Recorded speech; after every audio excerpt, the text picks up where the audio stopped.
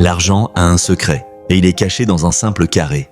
Est-ce que tu as déjà eu l'impression que malgré tous tes efforts, ton compte en banque joue à cache-cache avec l'argent ? Tu travailles dur, tu gagnes de l'argent, et pourtant il disparaît comme par magie. Le secret est dans le cadran du cash flow de Robert Kiyosaki. Ce cadran, c'est la carte au trésor qui montre où l'argent se cache, et surtout où tu dois être en 2025 pour devenir riche. Mais attention, toutes les cases ne mènent pas à la liberté financière. Alors prépare-toi parce que ce qu'on va voir risque de changer ta perception de l'argent pour toujours. Et avant qu'on commence, dis-moi en commentaire, dans quel cadran es-tu aujourd'hui ? Et surtout, dans lequel aimerais-tu être dans un an ?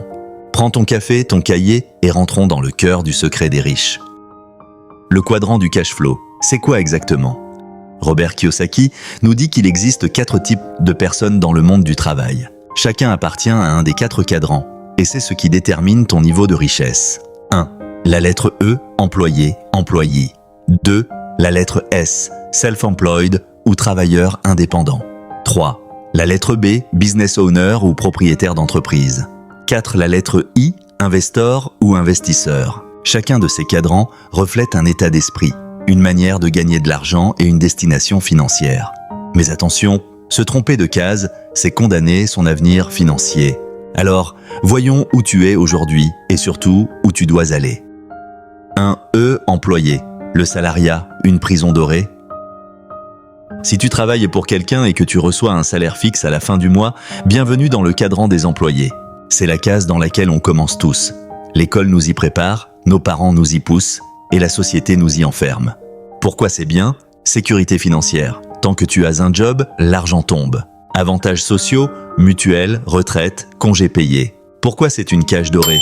Ton revenu dépend du temps que tu travailles. Ton patron décide combien tu gagnes et quand tu peux partir en vacances. En cas de crise, tu es remplaçable en un claquement de doigts. Verdict, être employé, c'est bien pour commencer, mais si tu veux la liberté financière, ce n'est pas ici que ça se passe. En 2025, si ton objectif est d'être riche, il va falloir sortir de cette case. 2S, travailleur indépendant. Le patron qui travaille plus que ses employés.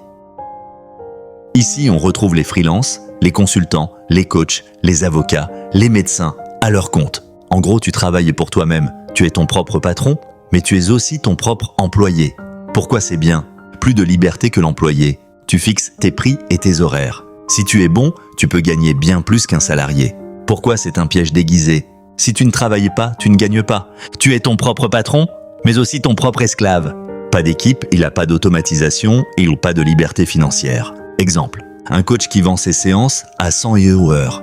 S'il veut gagner 10 000 € par mois, il doit travailler 100 heures. Fatigué ou pas, s'il ne bosse pas, il ne gagne rien. Verdict, c'est mieux que le salariat, mais ça reste un piège si tu veux devenir financièrement libre. 3B, propriétaire d'entreprise. L'argent qui travaille pour toi. Ici, on ne vend plus son temps. On construit un système qui génère de l'argent sans nous. C'est ici que les riches commencent à se séparer du reste du monde. Pourquoi c'est puissant ? Ton business travaille même quand tu dors. Tu peux embaucher des gens qui travaillent pour toi. Effet d'échelle. Une entreprise peut générer des millions. Exemple, Jeff Bezos n'emballe pas les colis Amazon. Il a construit un système qui tourne tout seul et qui génère des milliards pendant qu'il est sur son yacht. Pourquoi ce n'est pas pour tout le monde ? Construire un vrai business prend du temps.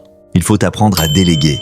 Et ce n'est pas naturel pour tout le monde. Verdict, si tu veux devenir riche en 2025, c'est ici qu'il faut viser.